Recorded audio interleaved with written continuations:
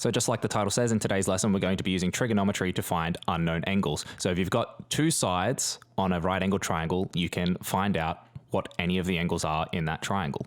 So in this first example, we're just going to find an angle theta correct to the nearest degree. So this one's just a bit of practice of how we're going to put these in our calculator. So basically, to find the unknown angle, you take the trigonometric ratio that you've got, so sine theta equals 2/3, and then we have to take the inverse sine of what it equals. So if sine theta equals 2/3, theta will equal the inverse sine of 2 divided by 3. And that's really easy to put in your calculator. So if you get one of these problems and you've got sine theta equals 2/3, all you have to do is press second function sine in your calculator, then type in the fraction and press equals, and you're done. It'll spit out the answer and then you write it down. So in this case, it is 41.81031, blah, blah, blah, blah, blah. But we're doing it to the nearest degree, so it's just 42 degrees. Okay, so basically the exact same process now, but we've got cos theta equals 1/2. Well, theta is going to equal the inverse cosine of 1/2. So we just go to our calculator, press second function cos, type in 1/2, press equals, and that will spit out our answer. That is 60 degrees. Okay, so for question C in this example, once again, we've got tan theta is equal to 1.7.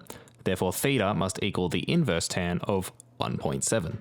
So we just type in second function tan and then 1.7 into our calculators and press equals to get the answer is 59.5344 blah, blah, blah. But it says to the nearest degree, so we're going to round it up to 60 degrees. Okay, so in this problem, we're going to find theta of the following right angle triangles correct to 2 decimal places. So this one, we have a few extra steps. We have to first label our triangles, get to the right formula, and then just put it in our calculator and press equals. So the first one, we're going to label our opposite, hypotenuse, and adjacent sides, noticing that we have information on the opposite and hypotenuse sides. So we're using the SOH ratio or sine.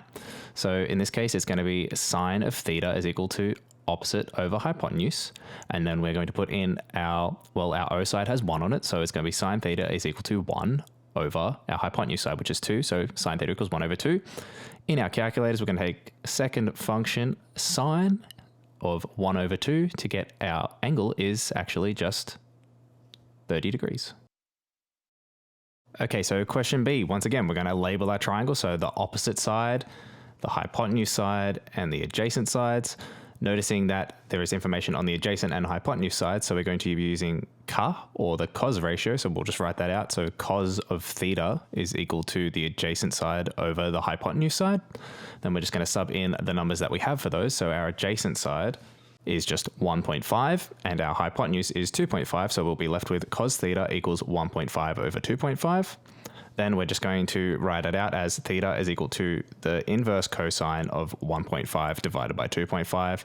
Then we're going to put that in a calculator by pressing second function cos 1.5 and then the fraction button, 2.5, press equals, and we're left with the answer is 53.1301 blah, blah, blah. So our approximate answer is just going to be 53.13 degrees.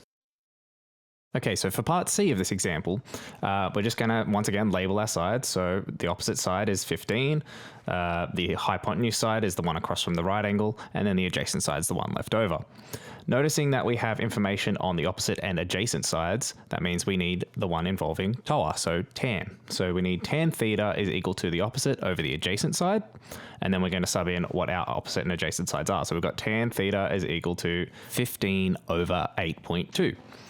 Once we've got that, we're going to do the theta is equal to the inverse tangent of 15 over 8.2, and then we're going to chuck that in a calculator by pressing second function tan, then 15, the fraction button, 8.2, press equals, and we will get our answer is 61.33604289, blah, blah, blah.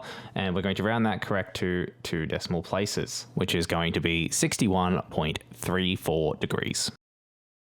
So our last example, we now need to find the angle theta correct to the nearest minute. So we're going to need our degrees, minutes, seconds button on our calculator, which will be written as either DMS on the calculator or this degree sign with like an apostrophe and then a double apostrophe.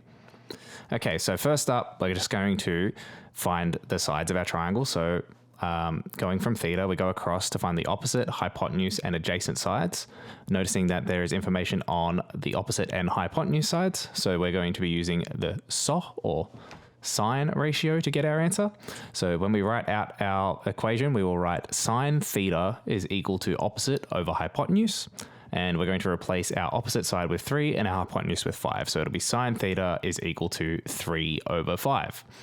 Nice. So all we have to do now is write theta is equal to the inverse sine of 3 on 5, and then type that into our calculator. So second function sine 3 divided by 5 is equal to, and then you're going to get a decimal answer. And then what we want to do to change this to degrees, minutes, seconds is press the DMS button on our calculator. Once you do that, you will get 36 degrees, 52 minutes, and 11.63 seconds.